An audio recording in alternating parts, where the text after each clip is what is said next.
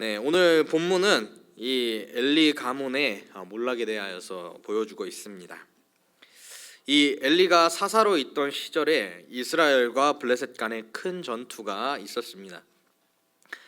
첫 번째 전투에 큰 패배가 있었습니다. 그리고 이스라엘 백성들은 이 전투를 만회하기 위하여서 다시금 큰 승리를 얻기를 소망하는 마음에서 하나님의 궤를 이 블레셋과 전투를 하는 그 진영 가운데에 가지고 가게 됩니다. 그러나 그럼에도 불구하고 전투는 이스라엘의 패배로 끝났습니다. 3만 명의 이스라엘 백성들이 죽었습니다. 제사장인 홈니와 비느하스도 죽었습니다. 그리고 하나님의 법궤 언약궤도 뺏기는 아주 큰 패배를 이스라엘이 경험하게 됩니다. 네, 이스라엘의 이러한 참패는 전쟁터에서 죽은 군사들에게만 영향을 미친 것이 아니라 후방에서 초조하게 소식을 기다리고 있는 엘리에게도 영향을 미칩니다. 하나님께서 엘리의 집안 가운데 이미 2번이나 저주를 선포하셨습니다. 한 번은 하나님의 선지자를 보내셔서 하나님의 뜻대로 너희 가정을 교정하지 않는다면 하나님의 진노가 임할 것이라고 경고를 하셨고, 그럼에도 불구하고 엘리가 바르게 그의 아들들을 교훈하지 않자 하나님께서는 사무엘을 통하여서 한 번 더 이 엘리의 가문에 경고와 저주를 내리시는 것을 우리는 잘 알고 있을 것입니다. 이제 그 저주가 임하는 모습을 우리는 보게 됩니다. 홈니와 비느하스가 죽었습니다. 그러나 홈니와 비느하스의 죄악은 그들의 죄악을 그들 자신이 심판으로 받는 것으로 끝나는 것이 아니라 다른 세대인 곧 전 세대인 아버지와 또 그의 자식 세대인 오늘 말씀에 등장하는 이가봇에게도 영향을 미치는 그런 모습을 보게 됩니다. 물론 이 본문을 근거로 해서 가계의 저주 사상은 옹호될 수가 없습니다. 하나님의 경륜에 따라서 당대에는 조상의 죄로 말미암아 후손이 고난당하는 일이 있었을지라도 이후에는 그렇게 하시지 않겠노라고 말씀하셨기 때문입니다. 우리 에스겔 18장 2절에서 4절 말씀을 함께 보도록 하겠습니다. 네, 제가 읽겠습니다. 너희가 이스라엘 땅에 관한 속담에 이르기를 아버지가 신포도를 먹었으므로 그의 아들이 이가 시다고 함은 어찌 됨이냐. 주 여호와의 말씀이니라. 내가 나의 삶을 두고 맹세하노니 너희가 이스라엘 가운데에서 다시는 이 속담을 쓰지 못하게 되리라. 모든 영혼이 다 내게 속한지라. 아버지의 영혼이 내게 속함 같이 그의 아들의 영혼도 내게 속하였나니 범죄하는 그 영혼은 죽으리라. 아멘. 이러므로 이 가계에 대한 저주의 개념은 어떻게 보면은 구약 성경 시대에는 적용이 될 수도 있지만 지금 우리에게는 적용을 할 수가 없습니다. 하나님의 경륜에 따라서 우리에게는 그런 일이 있지 않을 것이라고 에스겔서를 통하여서 후대에 말씀하신 이 에스겔의 말씀을 통하여서 명확히 하셨기 때문입니다. 그러나 자녀를 바르게 교육하지 못한 결과로서 자녀 그 자신이 하나님 앞에 죄악을 떡먹듯 하는 모습을 방치한다면 심판이 가계의 저주로 말미암아 그 자녀에게 미치는 것이 아니라 자녀 그 자신의 죄악으로 말미암아 그에게 미치게 될 것임은 우리가 기억해야 합니다. 그런 의미에서 우리는 이 엘리와 또 엘리의 가문에 내려진 이 심판에 대하여서 경고를 받아야 하는 것이죠. 오늘 본문에서 엘리는 길 옆 자신의 의자에 앉아 기다리고 있었습니다. 여기서 의자에 앉아 있다라고 하는 것은 그가 이스라엘의 사사로서 군림하고 있다라는 것을 의미합니다. 또 당시에 엘리의 나이는 98세라고 말합니다. 그는 이미 시력을 거의 상실했고 비대했습니다. 늙을 대로 늙고 거동이 불편하고 또 눈이 보이지 않는 지도자가 통치자의 자리에 올라가 있는 그 모습은 이스라엘의 영적인 상황이 어떤 상황인지를 그림으로 묘사해 주는 것이라고 볼 수도 있겠습니다. 그런데 이제 비극이 시작됩니다. 이 비극은 전쟁터에서 살아 돌아온 한 베냐민 사람이 옷을 찢고 티끌을 뒤집어 쓰고 나타남으로 시작됩니다. 엘리는 그 베냐민 사람을 통하여서 전쟁이 크게 패하였다라는 소식, 그리고 홈리와 비느하스가 죽었다는 소식, 또 법궤가 빼앗겼다는 소식을 듣게 됩니다. 그리고 특별히 하나님의 법궤가 빼앗겼다라는 그 소식을 들었을 때에 의자에서 떨어져 죽고 말았습니다. 그가 의자에서 떨어져 죽었다라고 하는 것은 하나님께서 이제 그를 이스라엘의 지도자로서, 사사로서 생각하지 않으시고 그 자리에서 그를 내치셨다라는 것을 의미하기도 합니다. 이 엘리는 이와 같은 죽음을 경험했고 또 다른 비참한 죽음이 이후에 기록이 되어 있습니다. 그것은 이러한 이스라엘의 비참한 전쟁 패전의 소식을 들은 비느하스 아내의 죽음에 대한 이야기였습니다.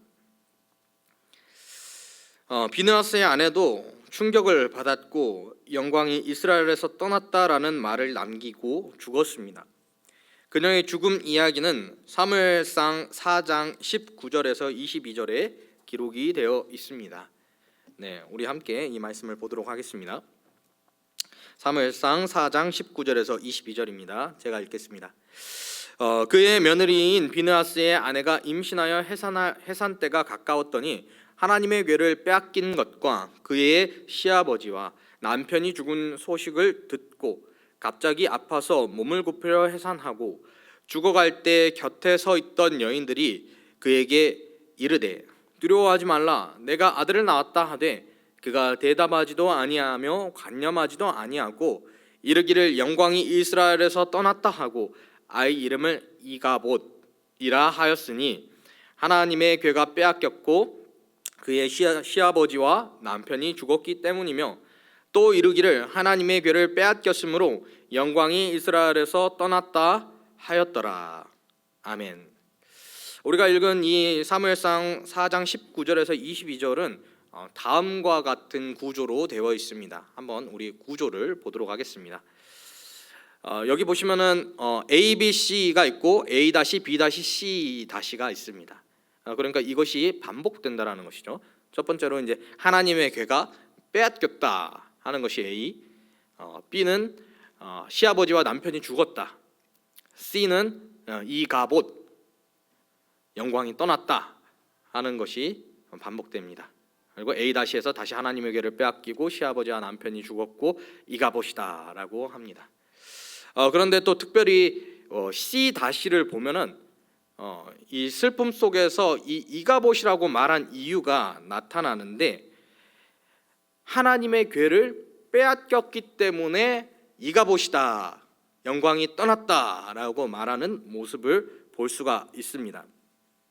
그래서 이 비느하스의 아내가 죽는 기사를 통하여서 시아버지와 남편 곧 이 엘리와 홈리와 비느하스가 죽었다라고 하는 이것이 두 번 강조되고 이가봇이다, 하나님의 영광이 떠났다라고 하는 이것이 두 번 강조되고 특별히 하나님의 궤를 빼앗겼다라고 말하는 것은 세 번 강조되는 것을 우리가 볼 수가 있습니다.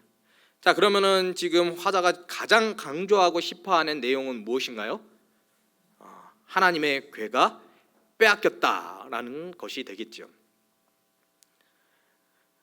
이 여인의 가정사에 있어서 어떻게 보면 그 가문의 중추라고 할 수 있는, 아니 더 나아가서 이스라엘의 수장이라고 말할 수 있는 엘리가 죽은 것, 그리고 하나님의 제사장이라고 하는 독보적인 위치를 차지하고 있는 홈리와 비느하스가 죽은 것, 강조될 수 있는 사안입니다.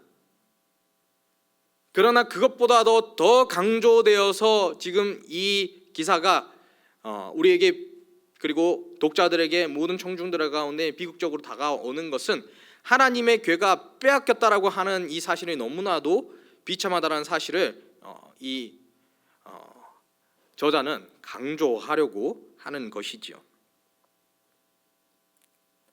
하나님의 괴가 빼앗김으로 말미암아 영광이 떠났습니다.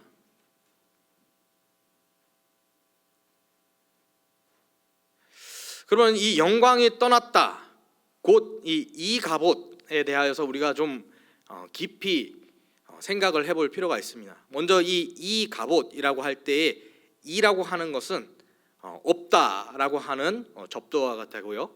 갑옷이라고 우리가 이제 한글 성경에서 이렇게 표현을 하였는데, 카보드라고 하는 것이 히브리어로 영광이라는 뜻이 됩니다. 영광이 떠났습니다. 그러면 이제 이 영광이라는 것은 또한 무엇인지 우리가 좀 살펴볼 필요가 있습니다. 먼저 이 카보드, 영광이라고 하는 것은 무겁다라는 뜻입니다. 무겁다라는 것이 지금 우리한테는 별로 좋은 말은 아니죠. 뚱뚱한 사람은 좀 무겁고 홀쭉한 사람은 가벼우니 요즘엔 좀 홀쭉한 사람들이 더 영광을 받는 것 같습니다. 그런데 당대에는 그렇지 않죠. 물론 그 어떤 사람의 그 풍채의 면에서도 그런 표현이 사용될 수도 있었지만은, 직관적으로 우리가 생각해 봤을 때에 큰 돌이 산 위에 있습니다. 그 산 위에 있는 그 큰 돌을 누가 쉬이 옮길 수 있겠습니까? 지금과 같이 중장비가 있었던 시대도 아닌 그 시대에 큰 돌이 산에 있는데 그것을 능히 옮길 수 있는 사람은 없습니다. 항상 그 자리를 지키고 있습니다. 이제 그것을 보면서 사람들은 경외감을 느끼게 되는 거죠. 이런 것이 이제 영광이라는 것입니다. 반면에 가볍다라는 것이 무엇입니까? 우리가 시편 1편에서도 악인들은 바람에 날리는 겨와 같다, 겨와 같이 막 흩날리는 것, 바람이 불고 풍랑이 일고 세상 풍파가 다가올 때에 그것을 도무지 견디지 못하고 막 휘날리는 그런 모습, 이게 이제 가볍다라는 것이죠. 영광스럽지 못하는 것입니다. 그 어떤 상황에서도, 그 어떤 변화 가운데에서도 자리를 꿋꿋하게 지킬 수 있는 강력한 무게감, 그게 이제 영광이라는 것이죠. 그게 이제 히브리어가 말하는 카보드, 무겁다, 영광이라는 뜻이라는 점을 먼저 설명을 해드립니다. 그러면 이제 이 영광에 대하여서 좀 신학적인 내용을 말하려고 합니다. 영광에 대한 이 신학적인 분류를 말씀을 드리겠습니다. 세 가지로 말할 수가 있습니다. 요거는 좀 계속 띄워 주시면 좋겠습니다. 첫 번째는 이제 본체적 영광입니다. 그리고 두 번째는 발산적 영광, 세 번째는 효과적 영광입니다. 이 본체적 영광이라는 것이 무엇이냐면은 그 영광스러운 존재 자체가 있다라는 것을 의미합니다. 곧 성경에서는 하나님이 존재하신다, 계신다라고 하는 것 그 자체가 영광스럽다라는 것을 의미하는 것이죠. 존재적인 영광. 악인들은 하나님이 없다라고 말하지만 사실은 하나님이 계시죠. 계시는 것만으로도 그 악인들은 얼마나 큰 두려움에 떨게 됩니까? 그리고 우리는 하나님이 계신다라는 것만으로도 우리는 얼마나 큰 위안과 감사가 있으며 또한 그분께 경외를 올려드릴 수 있게 됩니까? 하나님이 계신다라는 것, 존재하신다라는 것, 이게 이제 본체적인 영광이라고 표현할 수 있는 것이죠. 이제 발산적 영광입니다. 발산적 영광은 이제 그분이 임재하셔서 나타내시는 영광이죠. 곧 그분이 나타내시는 기이한 일, 강력한 일, 그의 강한 손으로 나타나는 그런 일들을 통하여서 발산하시는 영광, 사람으로서는 도무지 할 수 없는 일들을 그 강한 손과 편팔로 행하시는 그런 모습들, 이런 모습들이 이제 발산적인 영광이다라고 볼 수가 있습니다. 그리고 이제 효과적 영광입니다. 이 효과적인 영광은 그러한 하나님 앞에 우리가 영광 돌리는 것을 우리가 효과적 영광이라고 할 수 있죠. 우리는 그분의 백성으로서 백성답게 살아가는 것, 그분이 존재하시고 그분이 통치하시니 우리는 그분께 합당한 영광을 올려드리고 또 그분 앞에 합당한 삶을 살아가는 것. 그래서 많은 사람들이 하나님이 계시다라고 고백하는 것, 이게 이제 효과적인 영광이죠. 하나님은 언제나 자신의 어미로우신 그 권능을 나타내심으로써, 곧 발산적인 영광을 나타내심으로써 자신의 이 본체적 영광을 모든 사람들에게 보여주실 수 있습니다. 그러나 하나님의 경륜은 그런 경륜이 아니죠. 자기 백성들을 부르시고 어둠 가운데에서 그들이 빛이 되게 하심으로, 자신이 빛이시지만 그들에게 빛을 주어, 곧 우리에게 빛을 주어 우리가 빛을 내어 산 위에 있는 동네가 숨겨지지 못하게 하고 등불을 말 아래에 두지 않고 등경 위에 두어서 밝게 비추게 하는 그 일을 하게 하는 것, 그게 하나님의 경륜이죠. 우리는 날마다 하나님의 이 발산적 영광을 보기를 원하지만 하나님의 경륜은 우리가 이 효과적 영광으로서 하나님이 살아계심을 우리가 날마다 기뻐하며 노래하며 찬양하고 그분이 행하신 일을 생각하면서 감사하고 그분께 영광 돌리는 이 예배와, 그리고 우리의 삶을 통하여서 하나님이 살아계심을 나타내고 이 사랑 없는 이 세대 가운데에 사랑이 있으니 곧 하나님이 사랑이시오, 우리가 먼저 그를 사랑한 것이 아니라 하나님이 우리를 사랑하시고 우리가 그의 사랑을 힘입어서 사랑함으로 말미암아 이 사랑이 있으니 곧 하나님이 계시다는 것을 나타내는 것, 이것이 하나님께서 이 영광이라는 개념을 통하여서 하시고자 하시는 일인 것이죠. 자, 그런데 오늘 우리가 이가봇이라고 하여서 영광이 떠났다, 영광이 없다라고 이 비느하사의 아내가 말했다라고 하였습니다.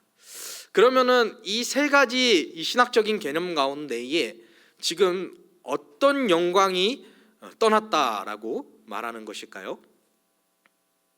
네, 첫 번째 본체적 영광이죠. 네, 이제 내려주셔도 될 것 같습니다. 하나님이 떠나셨다란 말이죠.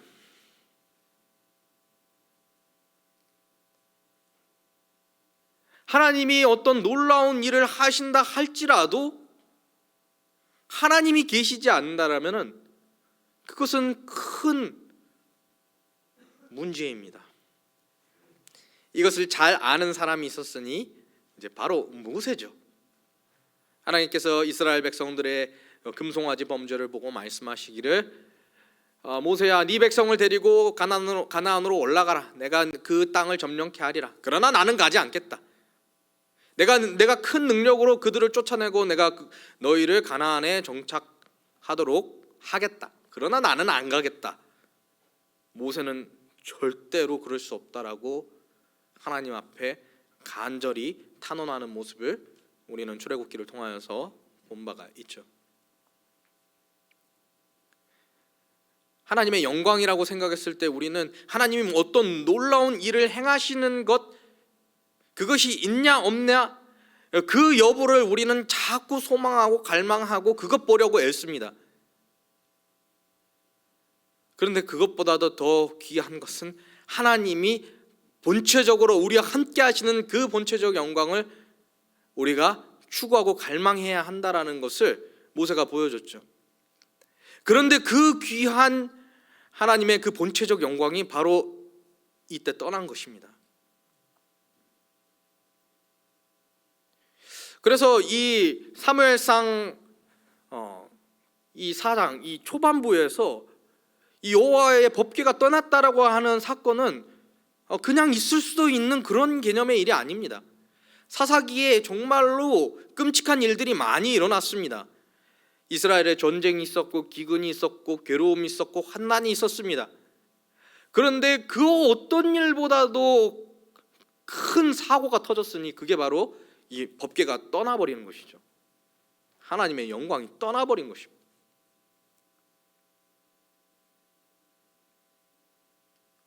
근데 우리는 금방 또 이 베세메스로 돌아오는 이 법궤 사건을 보면서 이게 가벼운 일인가 보다라고 오해를 하기도 하죠.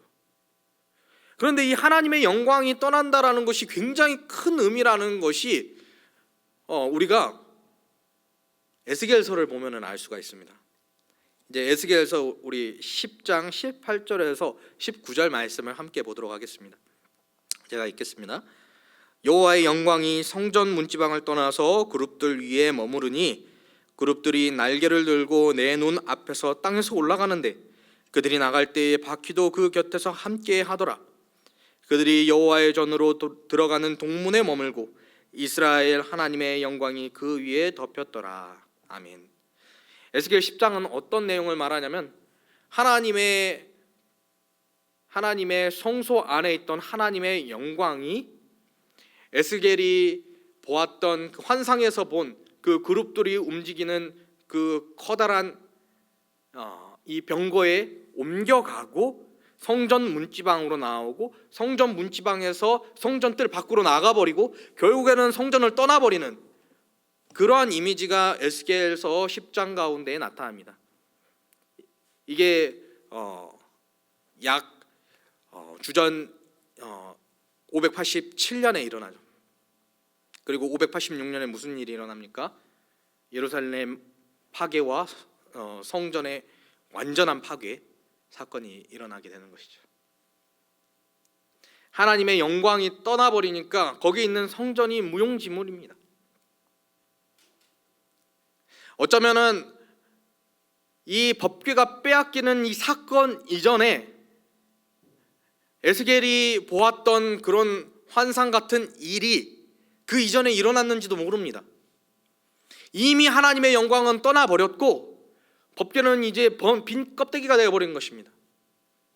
그래서 이제 블레셋 사람들의 손에 붙잡혀서 다곤 신전으로 가져가게 되는 것이죠. 성전 파괴 사건은 우리가 굉장히 큰 이 이스라엘 역사에 있어서 남유다 역사에 있어서 큰 사고로 봅니다.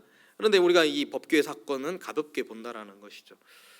그만큼이나 우리가 이 하나님께서 그 존재적으로 우리와 함께 하시지 않는 그렇게 떠나버리시는 그 일이 우리에게 가벼운 일로 여겨지고 있지 않은 것인지를 우리가 생각을 해보아야 합니다.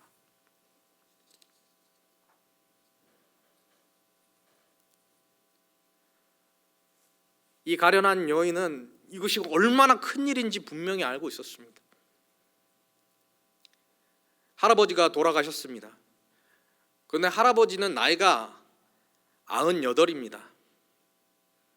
지금도 98이면은 오래 사신 건데 또 당대에는 더더군다나 많이 사신 거죠. 할아버지가 돌아가셨다는 것은 참 슬픈 일이지만 그래도 새로운 세대가 나타났습니다. 갑자기 굽으려서 해산했다라는 것은 조산을 했다라는 의미입니다.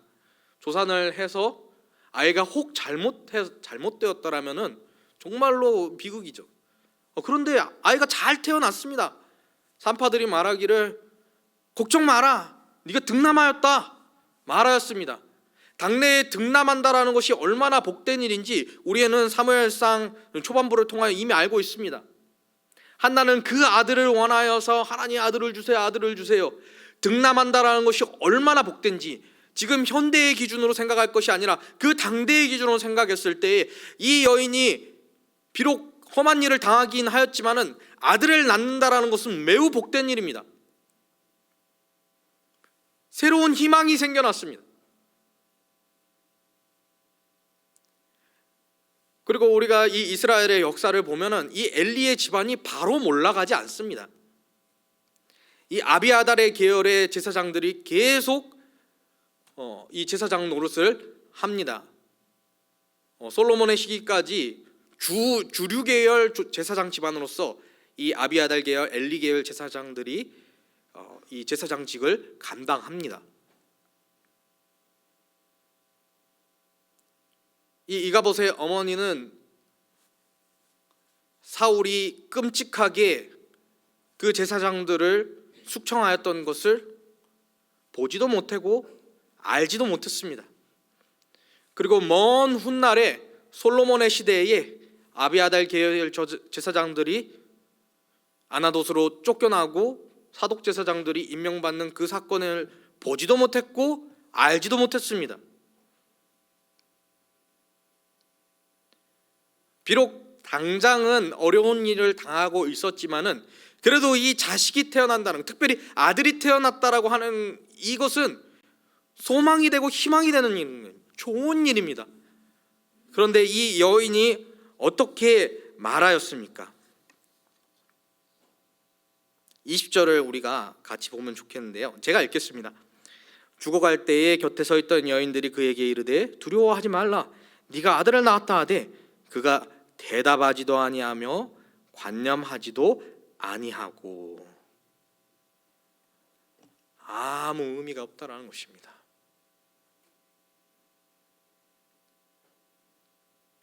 집 앞이 막 풍비박산나는 일이 난다 할지라도 작은 소망을 발견했을 때에 기뻐할 수 있는데 그렇게 하지 않는 것입니다.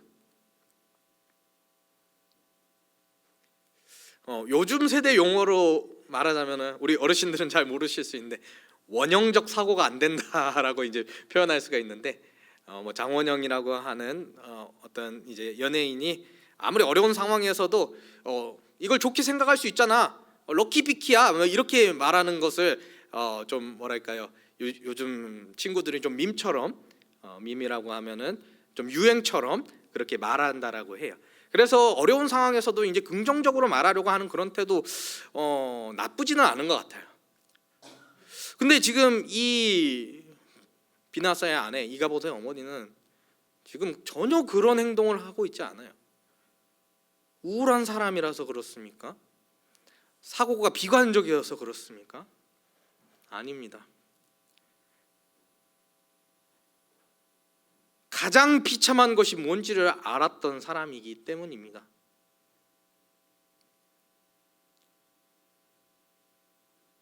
천만인이 에워싼다 할지라도, 나의 사랑하는 사람들마저 나를 배신한다 할지라도 하나님이 함께 하시면은 내가 그 힘을 힘입어 내가 굳게 서리라고 하였던 그 다윗의 고백들을 생각할 때에 세상에서는 전혀 소망이 없는 상황에서도 하나님이 함께 하신다라는 그것이 우리에게 소망이 될 수 있는 것입니다. 아니, 가장 큰 소망인 것입니다. 근데 이 여인은 육신의 눈으로 보았을 때에는 희망적이고 소망적인 역사가 눈앞에 일어났다 할지라도 하나님이 함께 하시지 않는다라고 하는 것을 깨달았을 때에 결코 기뻐하지 않고, 어떻게 자식 이름을 영광이 떠났다, 너는 이가봇이야 라고 말하고 이제 그가 죽는데, 유언으로 남기는데, 나의 사랑하는 어머니가 나에게 남겨준 마지막 말이 영광은 없어, 어떻게 그런 말을 한다라는 것입니까? 그런데 사실이 그렇다라는 것이죠.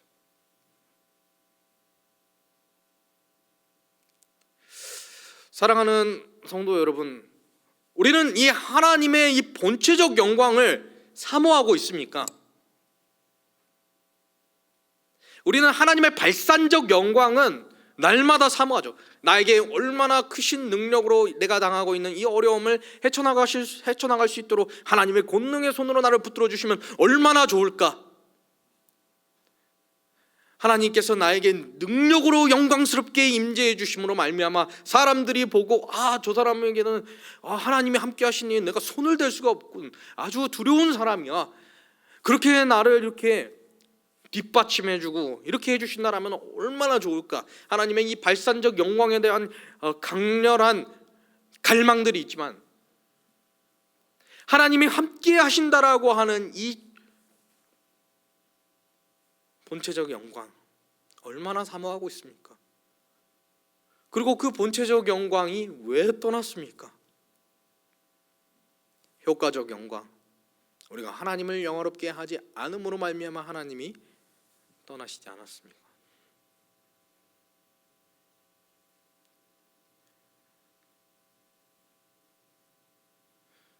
우리는 그리스도와 연합함으로 말미암아 이 그리스도와의 연합은 결코 끊어지지 않고, 그러므로 말미암아 우리에게 한 번 오신 성령도 결코 떠나지 않으시죠. 그런데 사도 바울은 성령을 소멸하지 말라라고 경고합니다. 우리가 이 효과적 영광에 대하여서 애쓰지도 않고 하나님이 존재적으로 나와 함께 하시는 것에게도 아무 감사도 없고 기쁨도 없고 추구하지도 않는 그 삶 가운데에서 하나님이 우리에게 효과적으로 역사하실 수 없는, 우리가 효과적 영광을 돌려드리지 않으니 우리에게 효과적으로 역사하지 않는 그런 냉랭한 상태로 우리와 함께 하신다라는 것이죠. 성령을 소멸하지 말아야 합니다. 근데 또 더 우리가 주의할 것이 있죠. 우리 자녀들이죠. 우리는 진정한 믿음의 고백 가운데에서, 하나님이 주신 그 믿음의 선물 가운데에서, 죄를 회개하고 예수 그리스도를 믿는 분명한 믿음 가운데에서 우리 가운데 있는 믿음이 참된 믿음임을 확인하고 주님과 교제하는 삶을 살아가고 있습니다. 그런데 우리 자녀들은 그렇습니까? 우리 자녀들은 그런 추억이라도 있습니까?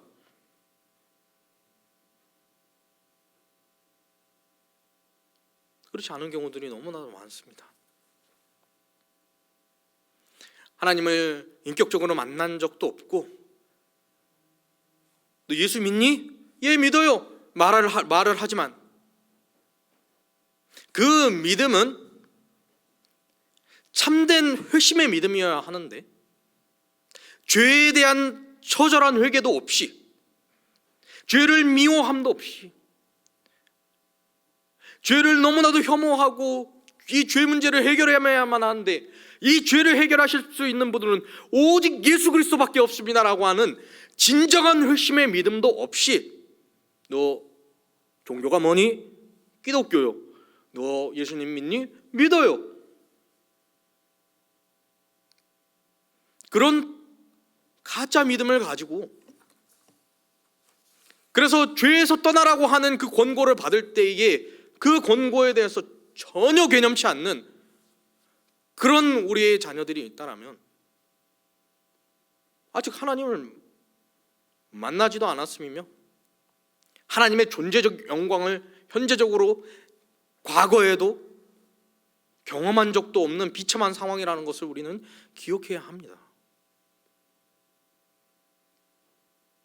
오늘 이 어머니를 보십시오.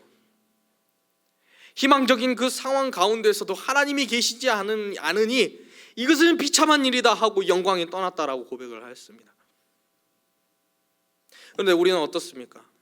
또 특별히 우리가 또 수능을 준비하면서 우리가 기도를 했고, 또 지난 금요일에는 또 하나님 나라 희망 기도회를 하면서 또 수험생들을 위하여서 기도를 했죠.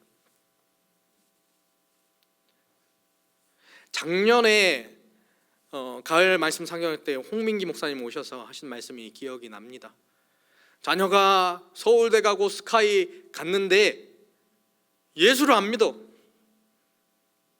예수를 안 믿는데 승승장구하고 잘 돼. 그런데 왜 기뻐하냔 말입니까?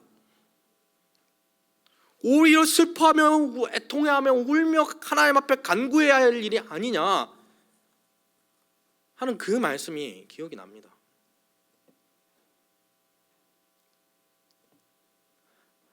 하나님이 함께 하시지 않는데 수능을 잘 봤습니다.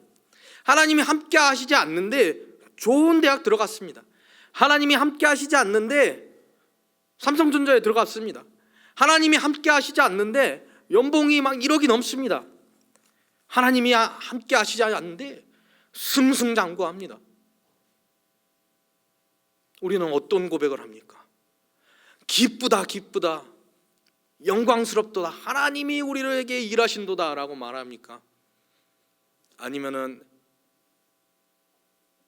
이 어머니와 같이 그 상황을 보고 아니야, 영광이 떠났어, 없어, 이 비참함을 나는 인식하노라, 물론 이 어머니는 그 고백 후에 죽었습니다. 그러나 우리는 그러한 고백 이후에 하나님 앞에 우리가 이 존재적인 이 영광을, 하나님의 이 본체적 영광을, 나와 이 가정이, 나의 사랑하는 자녀가, 우리 사랑하는 다음 세대가 누릴 수 있게 해달라고 기도할 수 있는 기도의 능력을 하나님 우리에게 주셨습니다. 그런데 그 특권을, 이것은 특권입니다. 이것을 기도할 수 있는 것은 자녀된 특권입니다. 근데 그 특권을 전혀 인식하지 못하고 이 영광이 없음을 전혀 인식하지 않고 기도하지 않는다라고 하면은 그만큼 비참한 게 어디 있습니까? 이 이가봇의 어머니보다 더 비참하겠습니다. 사랑하는 성도 여러분, 우리는 그렇지 않기를 원합니다. 우리는 그 무엇보다도 하나님이 우리와 함께 하시다라는 이것이 가장 소중한 것이라는 것을 우리가 고백하기를 원합니다. 우리에 대하여서 하나님이 함께 하시는 것이 그 어느 것보다도 중요합니다. 나의 자녀에 대하여서, 우리 사랑하는 다음 세대에 대하여서, 그리고 우리 사랑하는 이 교회 공동체에 대하여서도 하나님이 함께 하시는 것이 가장 중요합니다. 하나님이 함께 하시지 않는데도 불구하고 일들이 일어날 수 있음을 하나님께서 모세를 통하여서 분명히 말씀하셨죠. 그리고 그런 사례들은 많이 있었죠. 그런 하나님이 안 계시는데 발산적 영광이 나타나는 것, 그런 거 추구하는 것이 아니라, 물론 하나님이 존재적으로 함께 하시고 본체적 영광, 그리고 효과적으로 우리가 하나님께 영광 돌리면서 또 하나님께서 우리 가운데 선한 일로서 우리에게 놀랍게 임재하시는 이 발산적 영광을 함께 하신다면 가장 이상적이겠지만, 하나님의 경륜은 그렇지 않을 수도 있습니다. 때에 따라서 우리에게 돕는 은혜를 베푸실 수도 있고, 때로는 우리의 믿음의 견고함을 위하여서 우리를 단련하시는 그런 시기가 있을 수도 있습니다. 발산적 영광이 안 나타날 수도 있다는 것이죠. 그런데 그 하나님의 경륜에 대해서는 생각하지 않고 왜 발산적으로 역사하시지 않습니까? 당신의 영광을 나타내소서, 당신의 영광을 나타내소서. 이미 우리에게 오신 그 영광의 빛이 너무나도 빛나는데도 불구하고 그것을 전혀 생각하지 않고 그것을 보여주소서. 내 자녀들에게는 임재하시지도 않으셨는데 임재하시는 거 그런 거 관심 없고 발산적으로만 역사하소서라고 고백하는 그러한 모습이 우리에게 있지 않기를 원합니다. 하나님의 존재를 사모하기를 원합니다. 하나님이 함께 하시기를 사모하기를 원합니다.